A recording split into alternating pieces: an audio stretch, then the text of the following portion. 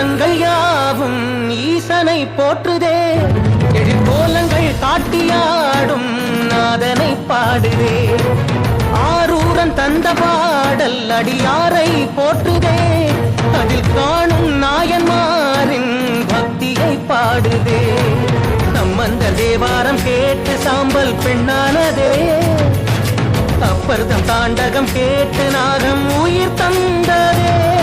அடநாடென்ன காடென்ன குலமென்ன பிரிவென்ன எல்லோரும் அடியார்களே. திங்கள் சூடிய நாதனே, கங்கை நாடிய வேதனே, மங்கை கூடிய பாகனே,